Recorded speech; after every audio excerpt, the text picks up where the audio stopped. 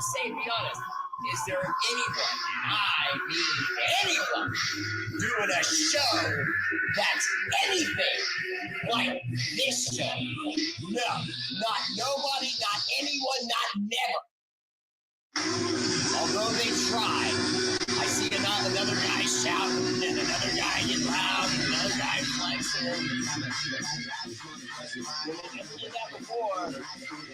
And I've been doing this a lot for public. All right, no more. Turning out the volume so we're laughing on the dial.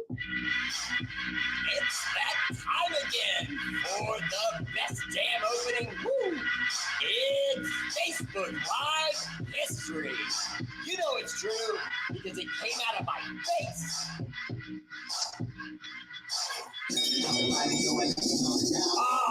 Then imitated. But you duplicated the hair. That fool with no hair. That shouts like Ric Flair. Woo! What? Woo! The R8RBEAR!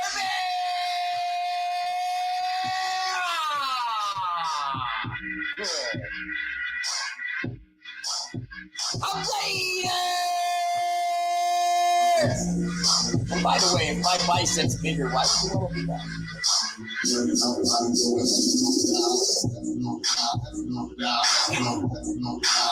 What's up, fam? Welcome to the show. I'm your host, R8RBEAR.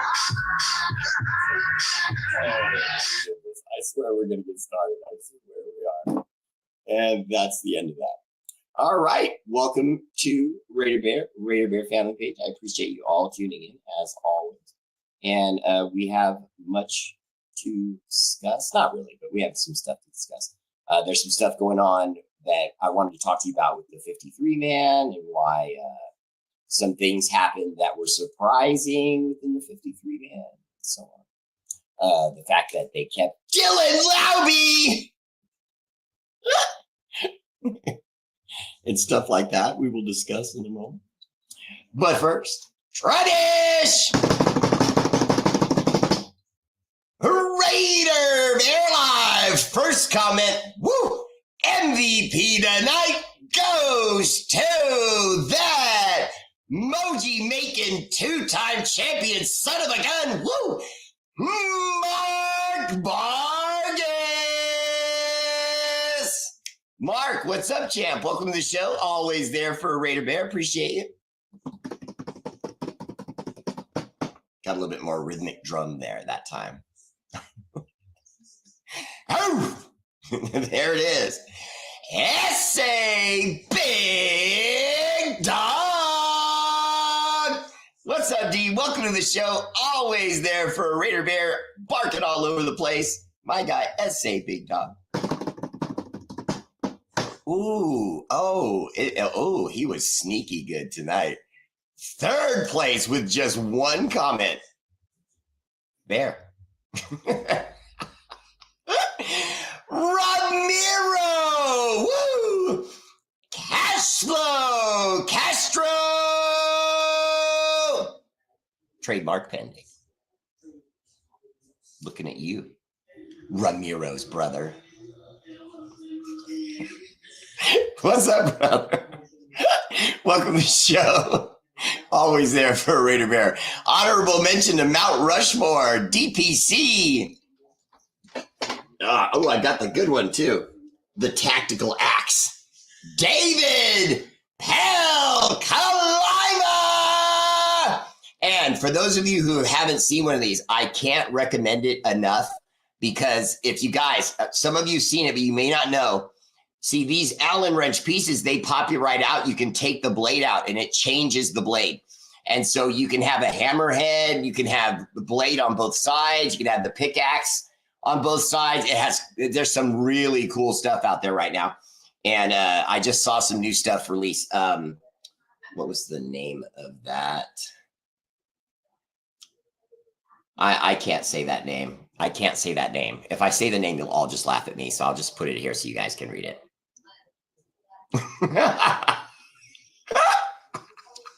Does that really say hit boo-boo? Hit boo boo. I think that says hit boo boo. Oh, hit doo doo. Well, that's worse. Hit doo doo. Yeah, hit doo doo. Hit D-U-D. I own this and I didn't know it said hit doo doo.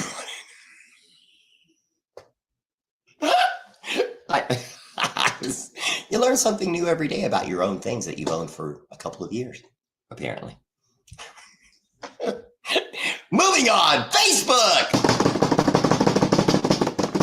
First place, gold medalist, numero uno, El Jefe. And this guy got tired of me disrespecting him. This guy got tired of me dragging his name through the mud, even if I was saying it really, really sexy and nice. That sultry sounded son of a gun.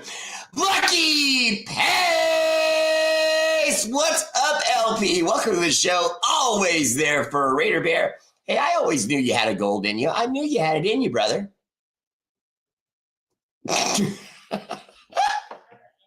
As long as Carlos was like sick or out of town, you know, that kind of thing.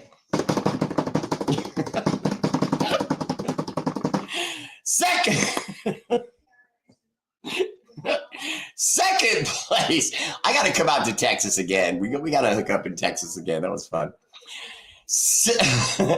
Second place, my silver medal goes to my new head of security. Don't step to him, okay? He's like Jaws from that weird James Bond movie. Joe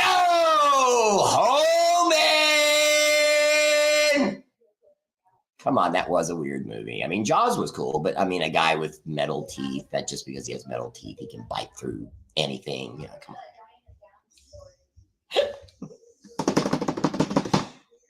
Third place, my bronze medal goes to Slumming in the Bronze.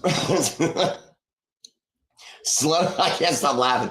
Slumming in the bronze tonight. Carlos! Boy, kids! Our world heavyweight champion. You know, everyone has a scandal every once in a while. Okay, Carlos was with a couple of half-naked women. He was in the Ferrari. You know, they crashed into a wall. He ran away from the scene. Crying on his cell phone to his homeboy, you know, about how terrible he felt about it. It was all that, you know, sit silently. Kids, don't look that up. All right, what's up, everyone? Welcome to the show. Honorable mention to Mike Henderson. What's up, brother? Welcome to the show. Corinna Trujillo, always there for Raider Bear and in all of our hearts tonight. Everyone watching, please just send a little love to Corinna, please. If you would, shout up a little prayer if you believe in that sort of thing, because she's still at the hospital. And I just ring the bell because I love her to death. I want everyone else to cheer her up for me because that's what we do here. Stephen Shaw, what's up, brother? Right back to you. Corinna! True. Hello! Always there contributing stars to a Raider Bear and Stephen Shaw! Appreciate the love, guys. And remember, if you can, consider a subscription to Raider Bear family page. Now, I am on Patreon now. So if you want to get past the politics of Facebook and all that stuff, just head on over to Patreon. Raider Bear family, Raider Bear, look me up. You'll find me there.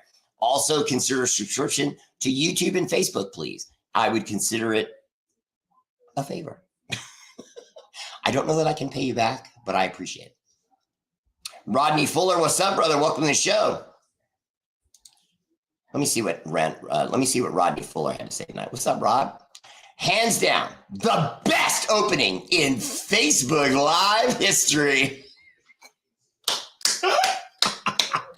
My own audience got me cracking up tonight. That's my guy right there. I'm just going to leave that comment there for a little while. I'm just going to leave that one there just because I agree with it. And this apparently is what I do when I agree with something tonight. Miguel Garcia, 559, Fresno RN4L in the house. What's up, man? Welcome to the show. I still can't believe we traded a 5th round pick for Baby Hands Pickett. Alpha and Omega, I agree with you, but at the same time, factor in we're on a short schedule here. We're about to start the season. Other teams, no team's going to want to help another team, let alone us. Okay. And then if you think of who we got, it kind of it explains my point. It proves my point, because the only team that would really listen to us and make a deal quick is the Browns, a team that right now doesn't have any player on its roster that's untouchable, not even at quarterback, Joe Flacco or anyone else. If we had offered enough and said we want Joe, they would have given us him. I'm serious. Even though they've named him the starter, they don't care. You know what I mean? The owner doesn't care. They're in full like backpedal mode. We suck. We're not any good. Sorry. Let's start the season. That was their slogan to start the season. We suck. Let's get to it and hope this ends quickly. Jesse Parker, what's up, Jay? Welcome to the show. Jesse Parker, I got an alert that there was a package in my mailbox today, and I almost flew through the front door, and then Mama Bear told me it was a medical thing, and I started crying. Pickett is Peterman 2.0. Spytech is tripping. Okay, first, Lucky. I can't argue with you. You know what I mean? Obviously, I can't do that. I mean, like, for example, if I thought Josh McDaniel was going to get another job in the NFL and I thought he'd do well, everyone would laugh at me. I don't have a way to make an argument, because there's no argument there evidentiary wise to be, look at the big words on the bear. But there's no evidence to that fact. And so it would be hard for me to argue that point.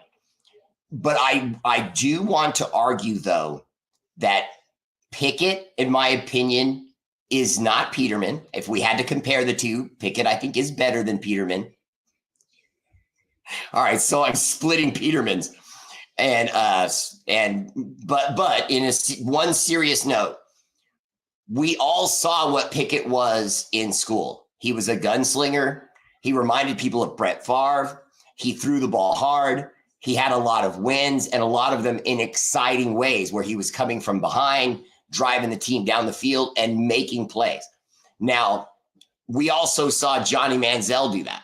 So we know you could be Johnny Manziel. Well, we saw it all in college, saw you had almost every tool, and then you came to the NFL and you stunk. We saw Vince Young come almost every tool you can possibly have, physical size, everything, couldn't get it done. So why do I feel like there could be something with Pickett? One, we have to remember, we're not talking about a starter, guys. This venom towards Pickett, not from you. I mean, that's not venom what you said. We're just, you're just making a comment. You're just basically saying he doesn't really help us. And I agree, he doesn't really help us. But is he supposed to? I mean, he's a backup. You usually get a backup that's just decent. I mean, if you look at most of the other backups throughout the league, are they all better than Kenny Pickett? I wouldn't say that. I don't think they all are. You know what I mean? And so could we have found someone better? I think if we had more time, I think if we had seen that situation coming and could have prepared for it better, maybe. But who knew AOC was going to collapse the way he did and get hurt? I mean, it looked like we needed to make a move regardless of whether he got hurt. So.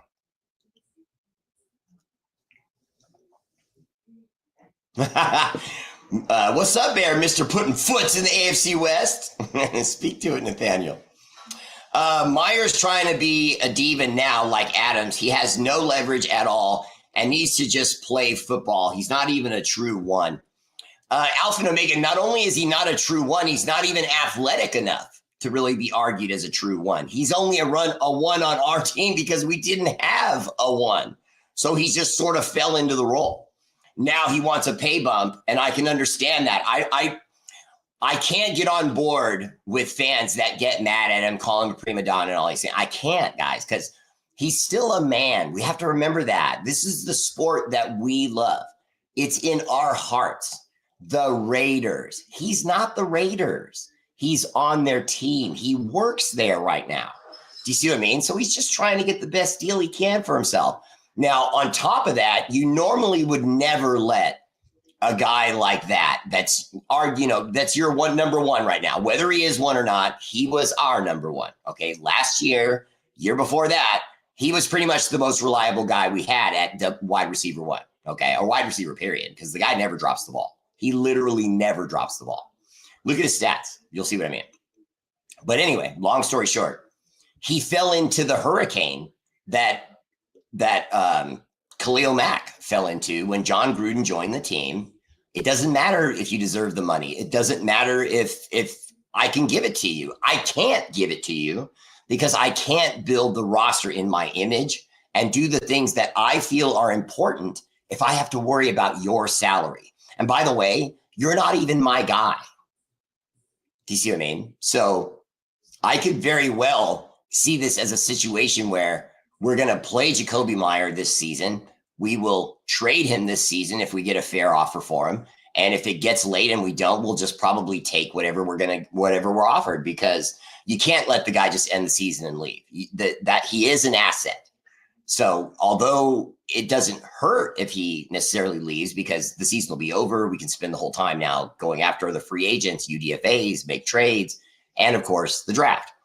But the reason it looks shady on his part is because he's saying it right as we're going into the season. But guys, he should have had this negotiated last year. He couldn't because we were in coach limbo. Then Pete Carroll comes in and is like, hey, man, I mean, you're not my guy. I like you. You seem like a good guy, but you're not a one. I mean, remember, Pete Carroll just came from being in control of DK Metcalf, who's like one of the greatest physical specimens on earth, let alone the NFL. And now you got this guy who's barely a one going to Pete Carroll talking, I deserve more money. What he deserves is a trade to somewhere that'll pay him. If I was him, I would ask Pete to send me to the Chicago Bears. They're desperate for wide receivers. They never have good ones. And if you go there and just play halfway decent, their fans go crazy because they're not used to having a good wide receiver since the Super Bowl era. Vicky again. Hi, Vicky. Bear. Appreciate your love. Appreciate the love on the stars by Vicky. Yeah. Hi, Marlo. It'll pimp you. Barking all over the place. I'll put foot in you. Mark Murray, what's up? Welcome to the show. Starting to get that dastardly look. I'm telling you, I'm gonna make my mustache its own Instagram. Just give me time. Just give it time. I've got to do some bikini shoots with the mustache, get it out in the right light, maybe some wild animals, some supermodels, just Ma Bear and my daughter. No bikinis. Don't get any ideas, but you dudes, Raider fans, such pigs. That's why we get along so well. Thayer Mumford got AOC hurt. Now he's out of there. Let's see what 6'8", 308-pound Forsyth does in his place. Alpha Forsyth comes in with a little bit of experience. I love his size. 300 pounds, I mean, he's 308, but that's basically 300, but is light, but at 6'8", that's a big dude. That's a big dude. That's like Kane and Undertaker in wrestling kind of big, where they're not fat and around the bellies, but they're still huge because they're so tall. And I think that he may end up outplaying Thayer Mumford from jump. But then again, though, whether Thayer Mumford got AOC hurt or not, I don't think that has anything to do with why he lost. He lost the job because he was getting outplayed by DJ Glaze and other people. He didn't have a good camp. He didn't have a good preseason. So it's just true. Glenn Ford, what's up, brother? Welcome to the show. Appreciate you tuning in. Solomona Mila, what's up, Raider Bear and Mama Bear, all the way from New Zealand. R8RBEAR. Bear, what do you think about a Cooper sign? Well, we did bring in Amari Cooper. He is with us. We gave him a 1-year deal. It's roughly worth $3 million. If he hits the accelerators on the deal, it goes up to $6 million, which again is also, that's nothing. So great deal. Now, what are we getting? We're getting exactly what we gave up. If you really think back, why were we laughing at Dallas over and over again? Because he would play for Dallas. He would play a bad game. Then he'd play another game and it would be okay. He'd get like 88 yards and 7 catches. Then third game, he'd be hurt. Then fourth game, he'd be hurt. Then 5th game, he'd come back, catch 12 balls for 200 yards and 2 touchdowns. And you're like, what do we do with this guy? And he did the same thing for us. He did the same thing to Dallas. He did the same thing in Cleveland, only not as much because their quarterback is a sexual pedophile predator piece of garbage. And then all the other quarterbacks behind him suck, and his owner sucks, and their franchise sucks. So then he went to the Buffalo Bills, and even with Josh Allen, he had some struggles, and Josh Allen didn't find him that much. And to me, that's a clear sign when you don't see, it's not that a player's just struggling, they're not getting targets. If you're a good player and you're not getting targets, your quarterback has lost faith in you, the coach has, the team has, or some combination of that. One or all of the above, or 2, or whatever the case may be. But something wasn't coming together with Rodney Fuller. I appreciate that. That's a great comment, healing lives. But there was something not coming together there with Buffalo there. He had one okay run with them, if I'm not mistaken. He had 2 seasons. I think one of them, I don't know if it was the first or the last, but he had one season where he was halfway decent there, and it was kind of ups and downs, just like I was describing. And then he had another season that was just meh. But which guy are we getting? We're getting that guy. We're getting Amari Cooper. That he's going to have games where he does absolutely nothing for us, and we're going to have games where he goes, you know what? I feel like being good. He's going to go out there and he's going to get a touchdown. He's going to get 160 yards, and he's going to catch 8 balls, and we're going to all go, he's back. And then next week he'll be hurt for 2 games. the following week and the week after that. It's been a while. How's it been going, Bear? Go Raiders. Brent Knight, what's up, brother? Welcome to the show. Appreciate you, brother. Hope you're doing well. Appreciate you coming back. John the Leon. Brennan Jackson, we picked up from the Rams today, 24 years old. Okay. I had not read that yet, John Leon. Tell me what position he plays, because I don't want to break off to look it up. I got too much going on. I have so many tabs running right now. My computer's pissed at me. Anthony Contreras, what's up, man? Welcome to the show. Good to see you. What's up, Raider Bear? Hope you and all the family are doing great. I'm excited for this season. I believe we'll have a great season. What are your thoughts? Okay, State of the Union. Let's get to it. Since he asked, I'm going on it because that was a part of the title of my show tonight, that I was going to give that sort of State of the Union tonight for the show, and what I feel like the roster looks like, what the season could look like. First, I prayed that my coach would see Dylan Laube and understand what he is and what kind of weapon he is, and would keep him on this roster, and he did. So super excited. He's already, me and Pete Carroll, already sort of seeing eye to eye on certain things. There's a couple other moves I'm not going to mention. I'm not trying to pat my back on everything, but just he and I agreed on certain moves. I was over the Jalen Smith thing. I really wanted him to succeed. Every time I brought him up, I was being positive, but I didn't see how it was possible. We'd already given him a run when AP was coaching, and he looked all right, but he had a couple games there, after he would play well, where he looked tired, he looked slower, and it just looked almost like he wasn't at that elite fitness anymore. And he was trying to get back. He got with a team, but getting back to that elite fitness is hard. And I don't think he ever really reached that.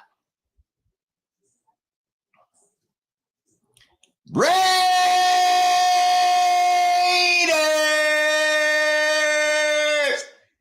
Alpha and Omega, you never ask a Raider fan if you can get a Raiders. You give them a Raiders, and they give it back if they're a real fan. So of course, brother. And Jimmy Mata, that's my guy.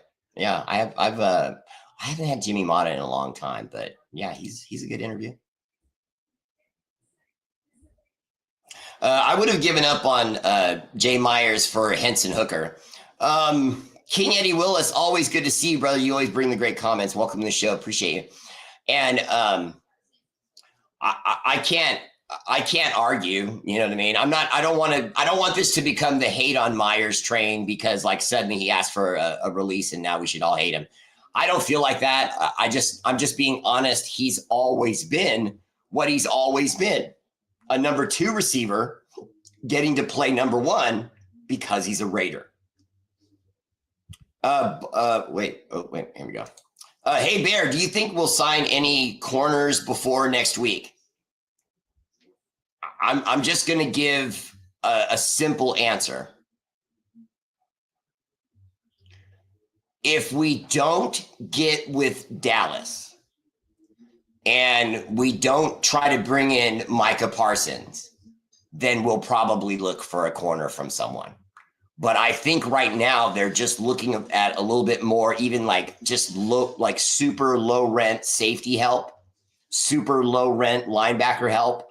But they want to address the situation with Max Crosby.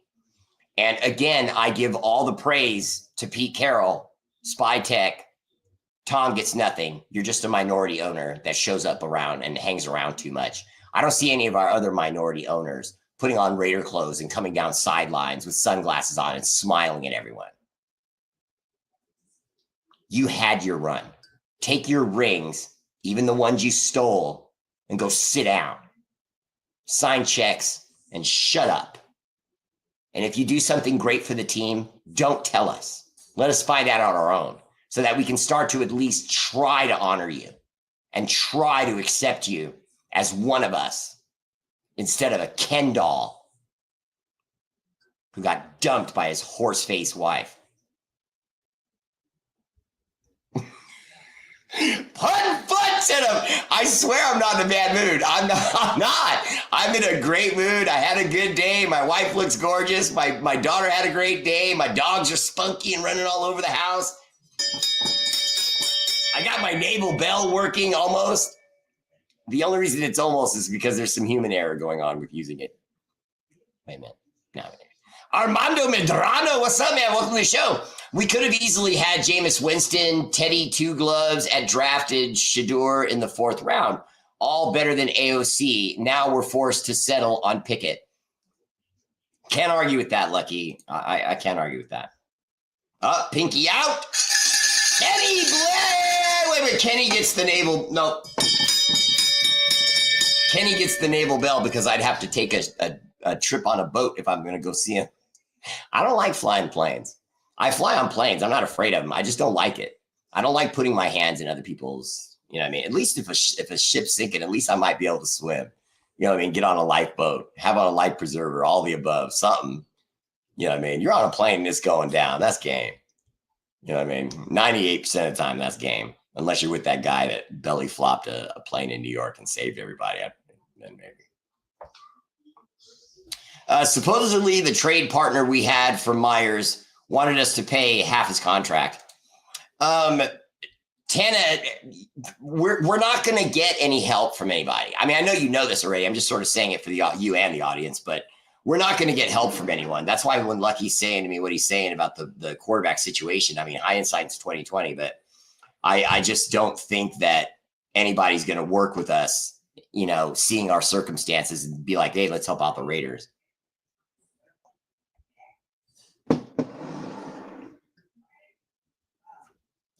I know. Look, I did not look. I know they say hindsight is 2020, but do you think we should have traded Adams and Myers for one of the top quarterbacks? We're in damage control now to return to winning. We have to start winning in Vegas. Alpha, when we were first moving to Vegas and then all the bank deals with Bank of America and all the contracts started getting written and then they started becoming public information, I was reading and warning my fellow Raider Nation beloved family that we had to win and win for a long time for this money to really break even for Mark Davis. I promise you, Mark Davis is never going to come out and act poor for you. He's never going to come out and say to you, oh, these bills are killing me. But they are. Believe me. Now, has he made money? Yes. Has he improved the value of his WNBA team? Yes. Has he increased the value of the Raiders? He's doubled it, almost tripled it, to be quite honest with you. And yet, he got them bank bills and the ticket sales, revenue, merchandise, not like it used to be. And he lost a great deal of Raider Nation in the move from Oakland back to Vegas. That's just facts.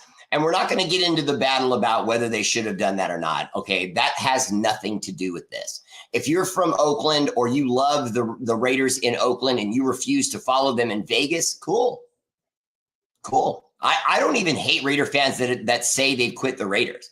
As long as you don't come back to me and say, well, now I'm a Rams fan or now I'm a Buffalo Bills fan. Nah. If you're going to get divorced, just get divorced and get out. You know what I mean? And shut up. You know what I mean? I don't want to hear from a quitter because now when you tell me about your new team, I'm going to ask you, well, how long are you going to be with that one until they start losing? I hate fake fans. I hate bandwagon fans. I hate fans that show up to games and they have brand new gear on because, you know, they just got here. It's their first game. I can't stand that stuff. Shut up, Vic, again.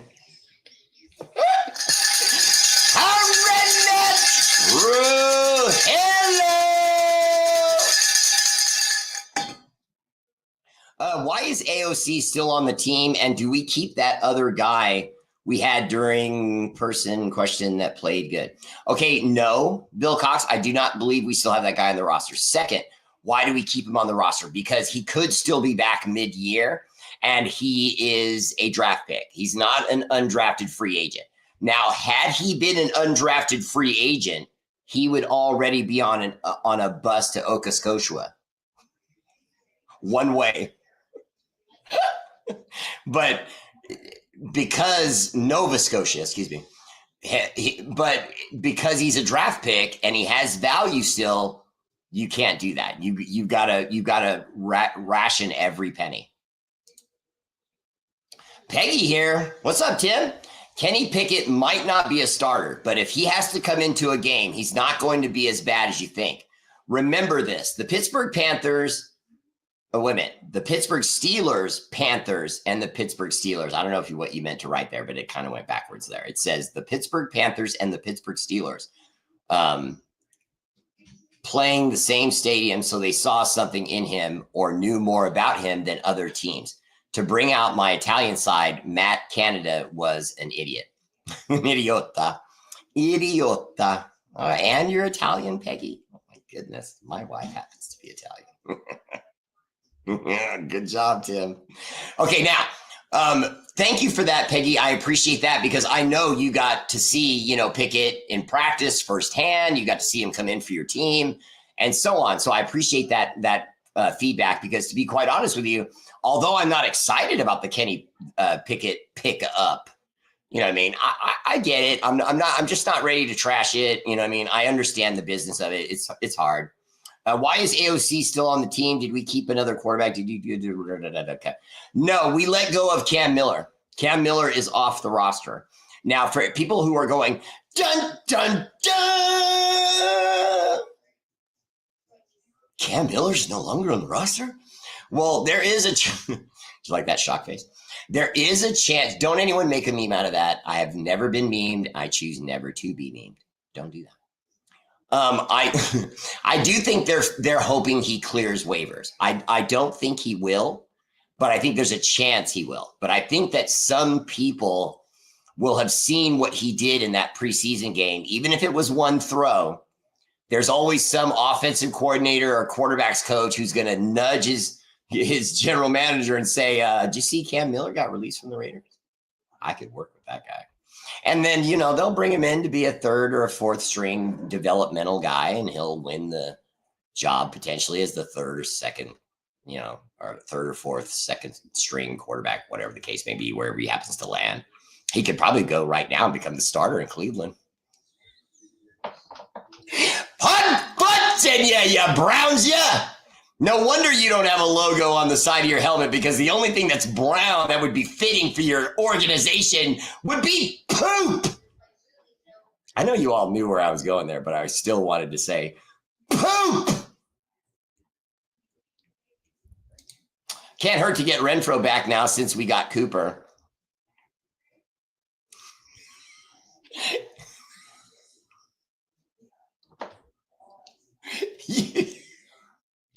You mean the same Hunter Renfro that just got cut by the Panthers? The Panthers. Don't get me wrong. Love the guy. When he was with us, I don't know what got into him, but it isn't in him anymore. Now it may be back in him if he if he comes back to us, but anywhere else it just wasn't there. But I would co-sign that, Alpha. I'd co-sign that because he wouldn't be expensive. You know, he knows now because he got cut. He's just barely holding on to the league by his fingernails. Because even though we know he's good, even though we know the year he had, no one cares. No one cares. You know what I mean? There's always a fan that says, how can Cooper not be in the league? His moves, his speed, his this, is that. There's 17 guys, okay, that I can name that are all faster, that are all can run the same 3 slot, you know, on their football team. You know, we were bringing in guys that were taking the job from him, like Andre Carter and that guy Beckham or Beacom or whatever we call him, whatever his name.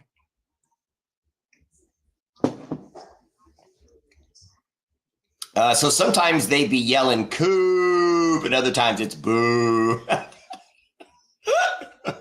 we're gonna get a lot of that. We're gonna get a lot of that. But can I just say something out loud just once, please? I put up a poster of Amari Cooper in my story and on R8RBEAR family page, and I said, "This is not a reunion. This is not a reunion. This is redemption." And another famous R word, an opportunity to earn some respect to end your career. Think of the respect he would earn with us and Raider Nation if he came in here and helped us become a winner. Finish the season with 1,000 yards and 8 touchdowns, like my good friend Bob Stannard said earlier. I don't think I missed that, Bob. I apologize. I didn't post it and talk about it immediately when you posted it, but I noticed it. I saw it, and it was a great comment. And I could see that. I could see that. Because remember, Geno Smith, guys, Geno Smith is a thrower, okay? There's quarterbacks that are precision guys. Now, he's accurate. He's, you know, been in the high 70s. I've told you guys, well, I shouldn't exaggerate. Mid 70 percentile completion percentage, which is excellent for any starter. But he's also a bit of a thrower. He will look at certain throws and go, I can make that throw, God dog it. And where Derek Carr, not insulting Derek Carr, let's not do that again. That's not what I'm doing. I'm just simply saying where he was a little bit more careful with his completion percentage, with his stats, with not wanting to have turnovers, i.e. interceptions. There were just throws he wouldn't have thrown, that he wouldn't throw, that we would never know whether or not it would have been a successful play or not. With Geno Smith, we're gonna know, because he's not gonna hold on to that ball. When we go back and they show replays and they go, oh, he had the crossing route, but he had the deep route too. Did you see that? The deep route was one-on-one. No, he will see it and he will throw it. And the reason I know that is because he looks there first. He thinks touchdown on every single play that isn't a throw. I mean, excuse me, that's a throw. If it's a run play, you know, he can't control that. But anything that's a throw, he's looking for 6. He's looking at, okay, deep ball. Oh, it's not there. All right. Tight end, running back. Okay. Bam. And he does it that fast. 3 to 5 seconds tops. I think he's going to be a lot better than a lot of people realize. I really do. Oh, well, Bob, see now, if we did bring in a new guy at defensive end, I'm excited. I really am, because we needed the help. I know we were trying to bring in Mekhi Becton, another offensive lineman, and then that didn't work out. And I was just kind of like, you know, I hope that the little bit of information I was finding about the fact that the Raiders are still trying to talk to Micah kind of on the down low, trying to talk to Dallas kind of on the down low, to see what can they really do? What's realistic? You know, we know you guys are going to want some massive package. We get that. We know he's going to want $30 million a year. We get that. We're willing to pay. But what do you want draft-wise? What do you want? Capital. What do you want? And if Dallas and we can get together, it's over. It's over. Micah Parsons was not meant to be a Cowboy. He was meant to be a Raider. I believe that firmly. Bear is correct. I had Cooper on my fantasy team. Very frustrating to roll the dice on wide receiver points. Yeah, Ramiro, it is. And not only that, he's always been that guy. But what if he's back now for redemption and respect. Not just the fact that, hey, I needed a contract, I needed a job. Okay, let's go back to the Raiders. The fans will get a kick out of it. I'll get a kick out of seeing their energy online about it. Everyone's going to start calling me Amari Cooper, Pooper, Scooper, Cooper, that the Bear calls me. But I can't help but hold out this tiny little spark that's in the back of my brain that keeps saying, could Amari Cooper be laughing at all of us right now and thinking, you know what? There's enough young talent around me, like Brock Bowers, Thornton, okay, Ashton Genty, that I'm going to be able to sneak in a lot of routes here, get a lot of yards, get a lot of catches, and sneak in a few touchdowns in the red zone. And if I'm Amari Cooper, I'm more excited about this. This is the best Raider team he'll have ever played on. I don't know if you agree with that. I can't think of a time when Amari Cooper would have had this much talent around him with the Raiders specifically. I can't remember when we had this much talent around him, because even though the talent around him is young, it's so fast in Thornton. It's so fast and strong in Beck, who is struggling. We need to be honest about that. Jack Besh is struggling a lot. He is having trouble with one thing and one thing only. I already told you guys what it was. And then I went online to dig deeper, saw some interviews, and found out I was 100% correct. He is having trouble with defensive route adjustment, as far as sight adjustments against defenses that are picking up what he's doing. And he has to adjust on the fly in the route. And he has to understand two things.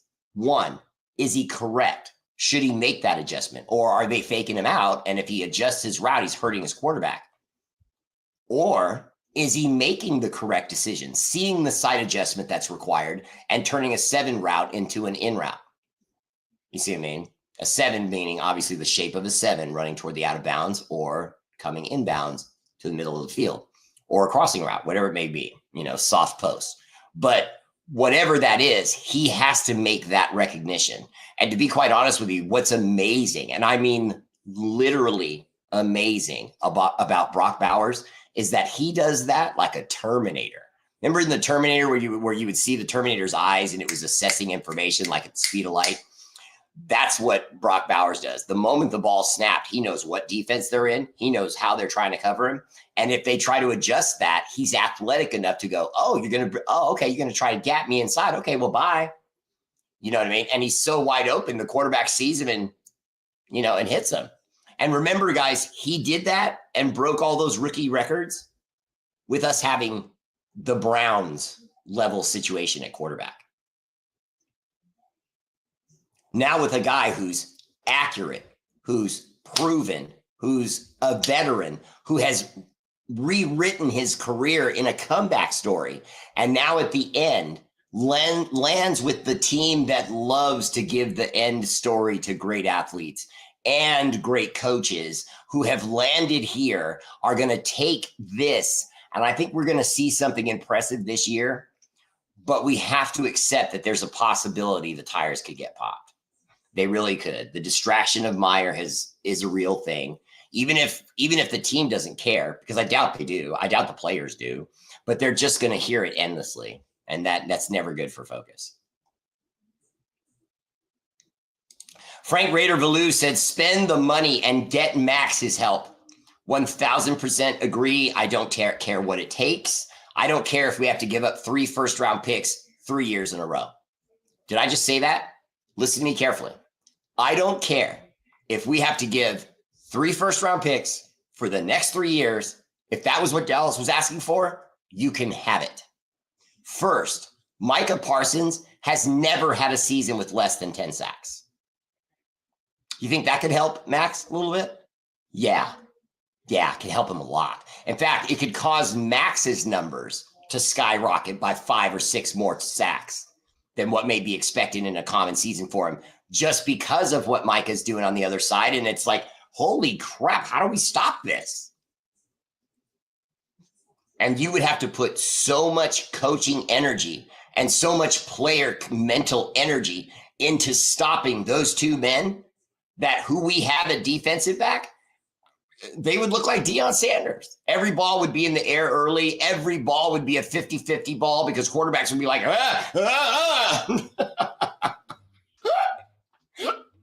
I mean, we need that. We need that. I'm glad we brought in another defensive end, Bob, but the fact that I didn't hear his name doesn't give me confidence that he's any good. Because if it was a guy, I would have heard about it before showtime.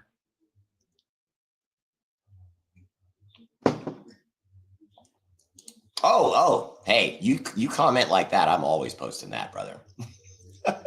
You're the man right back, brother. Appreciate you. I like that profile picture too. You guys look good. Vicky! Yes!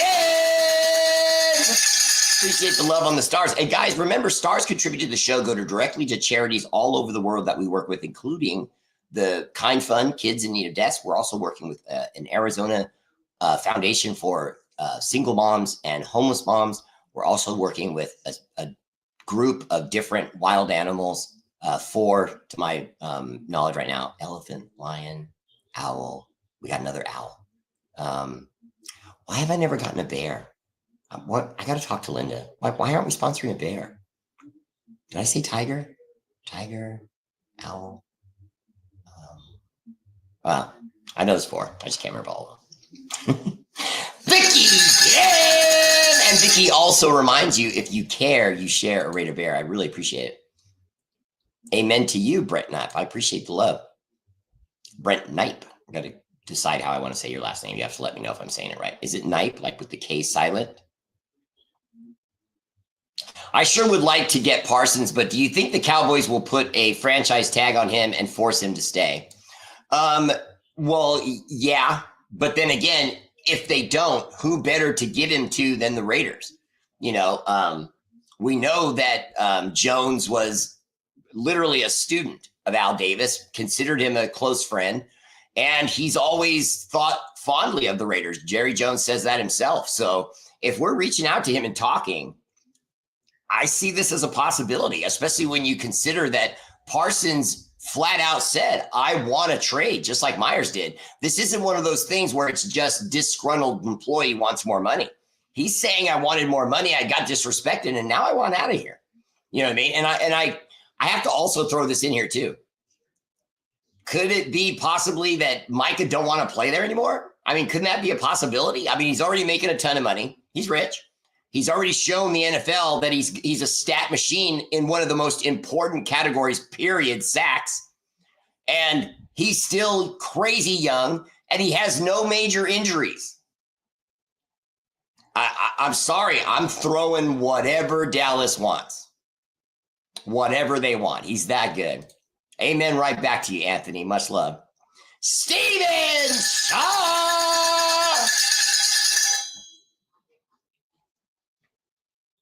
Oh, no, Vicky. I haven't seen the picture yet. I will look it up as soon as I'm off the show. I hope our secondary can get it together before the season starts. Apparently, we're doing something right in developing cornerbacks and safeties. Well, yes, Pete Carroll is known for that. He likes to take younger guys. Caillou Blue has already shown a lot. Camarion Richardson has already shown a lot because their careers and the position they play are being taken way more seriously by a coach who specializes in not just corners and safeties, but building systems within those defensive backs and safeties so that when defenses are called, the linebackers and the defensive line can worry about what they're doing. Now the communication between the corners is silent with hand signals so they know exactly what page they're on. Is this man coverage? Is this a zone? Are we going to cover 2 shell? Are we blitzing? Are we going on the weak side? Are we going on the strong side? Are we playing this like it's a run and we're hiding it by looking like we're in a nickel, et cetera, et cetera? He'll have defensive guys back there in Polamalu, okay, and Jeremy Chin, okay, with experience that are going to be working with these younger kids in front of them and saying, hey, when these things back here, we got you, okay? Work on the signals with you, me, Pete Carroll. We're going to have everything on the right page. And by the way, Eric Stokes is right now my favorite new cornerback, and he hasn't played a snap for us yet. I love the nose on that kid. He's hard, tough, supports the run, has the speed to run with just about any wide receiver in football. I'm sorry. I like him a lot. I don't think that pickup got enough praise. Hey, Bear, I can't even pronounce his name. 2-0, yeah, sit down. We don't want to see your stinking rings. Right? Oakland, period. I'm feeling you, love. Born and raised. Horseface wife, diabolical. You didn't say I was wrong, though. I mean, that lady's a supermodel? Seriously? I don't understand it. I'd kick her out of bed for spilling crumbs. I don't see it. I don't see it.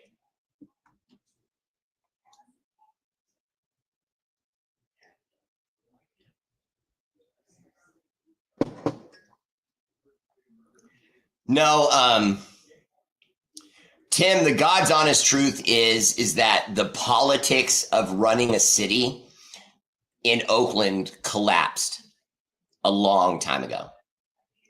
And so Oakland has been going through a slow death for about, I'd say 30 years, 35. And I'm being accurate. I mean, I'm being very accurate. I'm talking like I could get it to almost within like really close. Like I would say if you wanted like exact numbers, I would say 33 years. For the last 33 years, they haven't been able to get their police department straight at all. There's corruption from top to bottom. And I'm talking about from beat cop on the street to the chief of police. Problems within the police department with prostitution, with drugs, with weapons. Okay, then you move up to the mayor. Complicit, no concern about making the town better.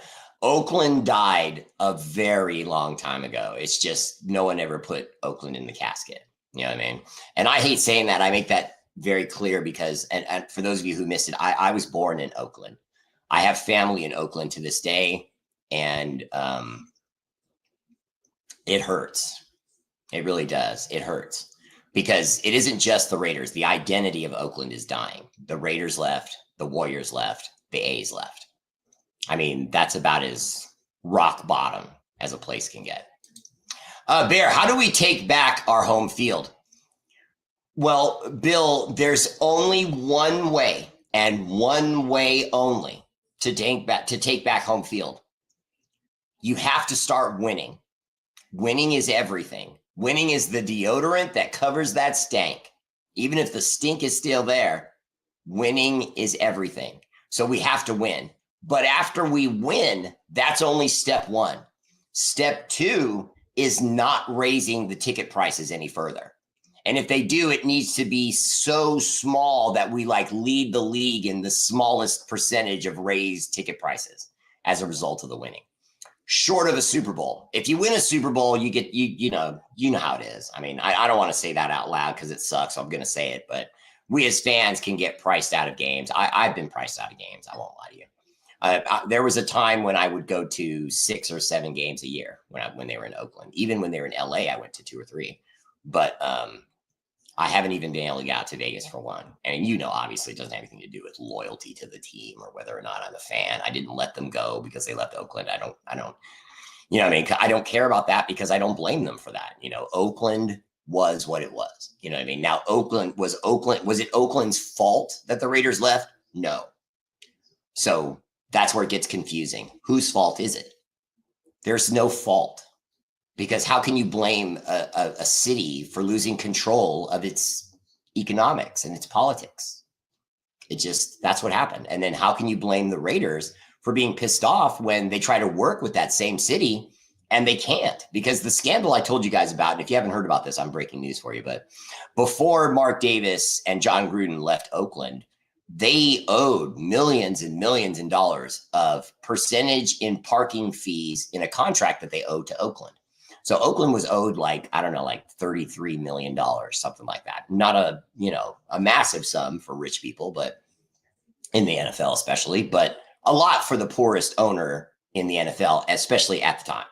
So the Raiders did that, but that was because the Raiders couldn't get a hold of anyone that they were actually supposed to be paying. And I found out later after a little research that was true.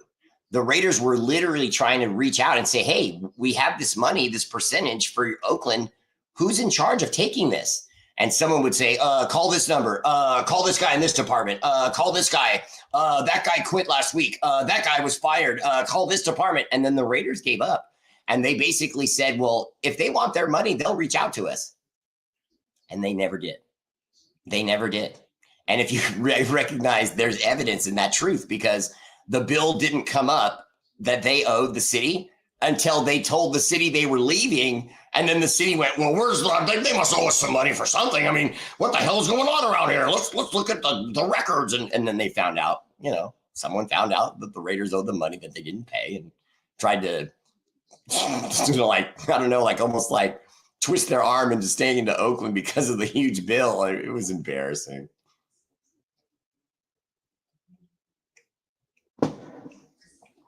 Hey, I lost everything in an eviction, and so everything I replaced is new. Sorry about the eviction. Excited for your new stuff. Cam's on the practice squad and AOC is on the IR. Well, Cam is on the practice squad, I think. When I was reading about it earlier, I thought that they had released him outright or put him on waivers. Bear, Mark Davis said they are going to lower ticket prices for Raider fans. You know how it is. I'll believe it when I see it. Heck, have seen the Raiders owner's new house in Vegas. He's making money for sure or something. Well, Anthony Contreras, you know as well as I do, you can go out right now and get $1 million house if you have a bank, and a job, you know what I mean? You don't have to pay for all that up front or anything like that. That's how he does everything. Everything's loans and credit and this and that. I'm not saying the man's not rich, but if you look at his house, he's not that rich. He's not. He can afford to have it, and pay the monthlies and everything. Let's try to remember, as early as just a few years ago, this guy was driving as his personal everyday car, a Mini Cooper. Now, no offense to anyone. No offense to anyone that has a Mini Cooper. I personally like the Mini Cooper Countryman. He didn't even have a Countryman. He had one of those basic model 2-door little dinksters that looks like it's a clown car at a circus. Rich people don't drive those. Period.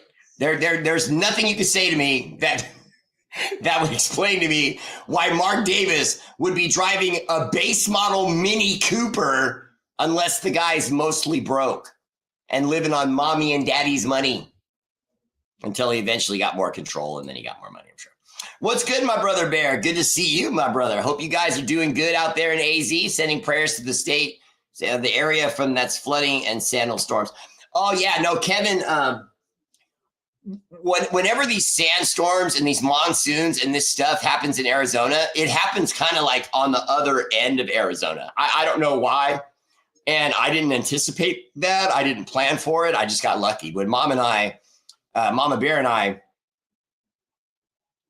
got this home in this community, I honestly, I wish there was some way, maybe I could do like a drive-through and show you guys without showing you my address and everything. But you guys have to see where I live. It's just, I swear to you, if you saw where I live, you'd think I was rich. I'm serious. It's not a gated community, but it looks like one. And it's like, remember in Batman, when you would watch his Batman movies, there's only like 2 minutes left.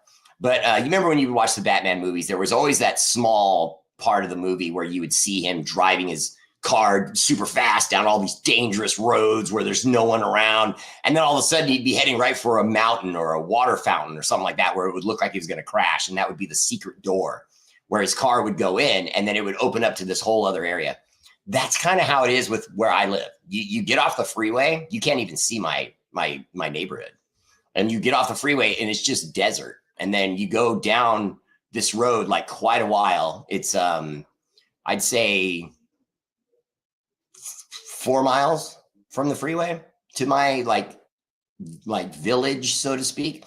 And then when you pull in, there's palm trees everywhere, perfectly groomed green grass, no garbage, no homeless, no graffiti, no wild animals, no stray cats, silence all the time. It's incredible. It's incredible. And then when we have like community events for Christmas and Halloween and stuff like that, the whole town I live in goes to this one community park we have, and there'll be like 1,000 of us all hugging it out and high fiving. Everyone here is really nice. I'm living about as best a life as I could hope for. I'm living my best life in a big way. I tell people all the time, if you don't worry about where your next meal is going to come from, if you have a roof over your head, if someone loves you and you love someone, you're pretty far ahead in life. If you're happy and you're healthy, you add all those things up, you're pretty far ahead in life. Now you add a mustache like this. You have a mustache like this, you're living life. It's true. I'm just saying. I mean, you don't really know how good your life is until you live a life with a handlebar mustache. These are facts. I'm just saying. You could think that these are, opinions of mine. That could be true.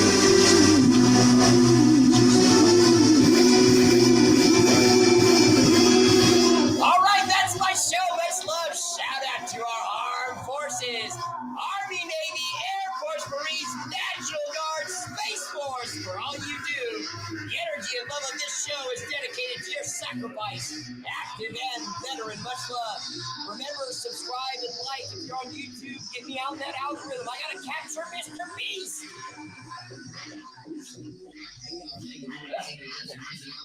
I'm not one of these millionaires. If I ever got a million followers, that would be great. But it also kind of weird. Like, I'm like, myself, I want to have people like, you know what I mean? Like fucking a celebrity. I want a lot of people like you. I want to get viral and all that good stuff, but I don't really care. I don't know if that makes sense. I love doing my show. I love doing it. All right, that's my show. Much love. I will see you soon. Steven Shaw and Mrs. Shaw. Appreciate you, brother.